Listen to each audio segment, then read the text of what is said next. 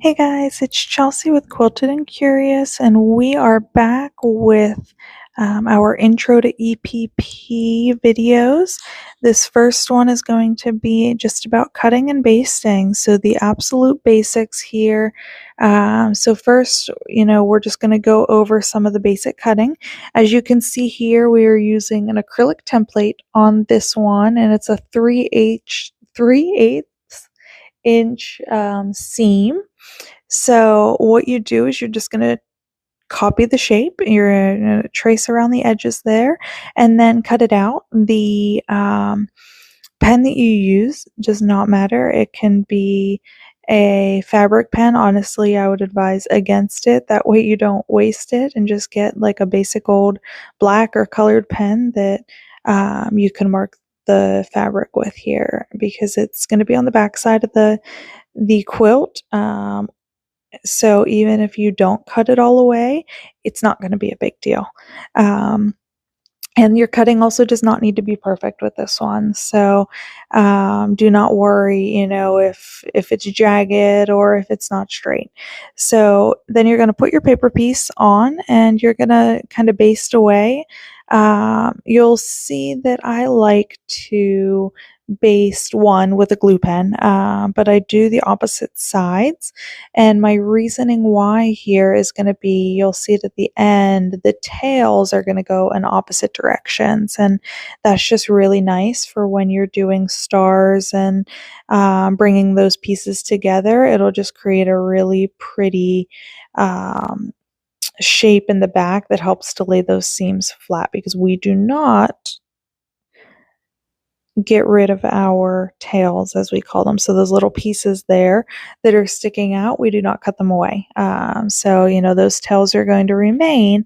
So the direction of them is helpful whenever it comes to sewing two pieces together and also laying your seams flat. So you can see here with these templates, your paper pieces fit right in the middle, right between where you see the white lines.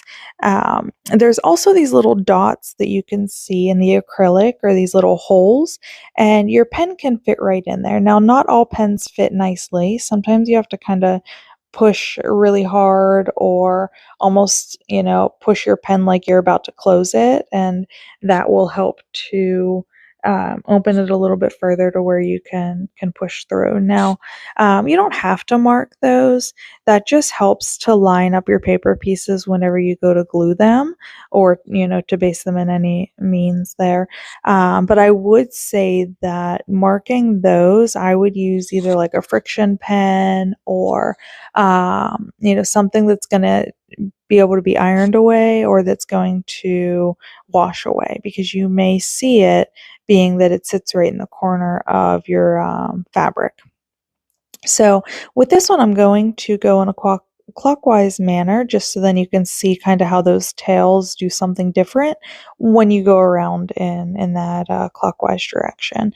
Both of my tails will actually fall in the same direction this way, versus the tails in the opposite direction like I showed you before. Um, some people do prefer this method, but I've just always had better luck with having my tails go in the opposite direction. So you can see there, the difference between those two pieces. Um, that's something that as you get into basting, you can kind of work with and see which you like more. Now, as far as the rest of my shapes are concerned here, I'm just going to do a rough um, markings around them. It doesn't have to be perfect. You will see some people who do not even keep the shape of the shape that they're working with. They just grab a piece of fabric, scrap fabric, whatever, and they just baste it as is. I tend to not be that person. I really like that perfect 3/8 inch seam around it, even though I know it's unnecessary, but there's no kind of right or wrong there. I will say that you want to try to keep at least the 3/8 inch around, just so then you know that you have plenty of fabric for your basting and making sure that you have plenty of fabric to sew. You do not want to have seams that are popping, in your quilt years down the line when you spent all of this time hand sewing it. Okay, so I'm going to mark all of these pieces and then we are going to flash forward to the future because you don't need to sit here and watch me cut. Obviously there's no special way to cut and you guys all already know how. So we're not going to bore you with that. But at least we'll have some different pieces here to talk about exactly how we are basting them. Now, I'm only going to go over glue basting.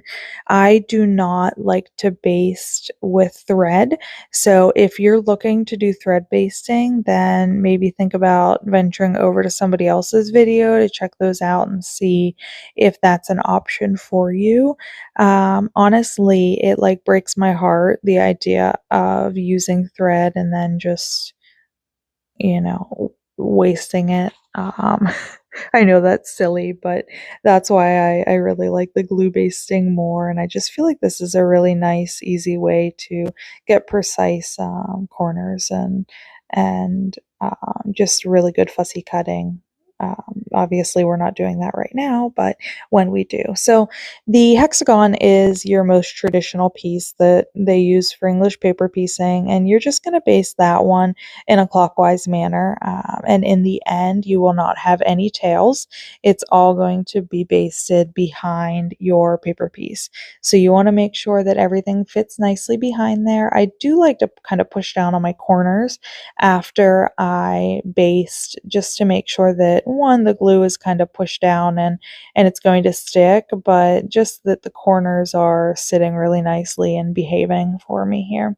Um, I am going to base this one in a clockwise manner as well too. You will see kind of how it does create some tails, but they will both fall on the same side of the fabric, and they should look pretty nice here at the end. Now whenever I baste, I will start my glue on one side of the fabric and then I will baste over the paper piece in that section, and then I will end up on the other side of the fabric. Some people would rather just baste on the paper piece and not really get the fabric with the glue, but I just feel that it holds a little bit better when I go from one side to the other. Now I will say that it's going to pull some on the fabric when you run the glue over it, so keep an eye on that, especially when you're fussy cutting. You don't want your design to kind of have a wonky angle to the top of it just because you basted and pulled a little bit too hard with that glue. On this one, you're going to see that we're almost at the end, only gluing on top of the fabric because there's no paper piece visible at this point because it's such a small piece, and that is fine. There's no issue there. The fabric should all sit nicely at the end behind the paper piece, which is really, the most important thing.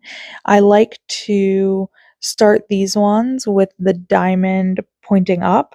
That way my tail, it's already started from the first point there and it's going to fall off of your long section here, and you're going to go clockwise, otherwise just kind of around it. Now, um, there's not really a lot of right or wrong whenever it comes to this. It's just a lot of feel. You're gonna get to a point where you can tell what's too tight, what's too loose, and honestly, that's not really something that I can teach. If your paper is bending and you're having a really hard time biting through with your needle, then it might be a little bit too tight. If the paper is saggy or your fabric is saggy on your paper, then it might be a bit too loose there. But it just takes a little bit of time. If you're going to be doing a big quilt, I would advise just kind of practicing with some hexagons beforehand just to get the feel for it. Okay, but as you can see, basting on all of these pieces is very similar. Some will have tails and some will not. That is a big part of it, and that the ones that do have tails, you do not want to cut them off. Because they will be necessary here. Okay, so I hope you guys like this video. I hope that it is helpful. Leave a comment if you have any questions. Definitely make sure you like it and subscribe for me here so I can keep bringing you guys some content and continue these series. Okay, I hope you have a great day, and we will see you on the next video. Bye.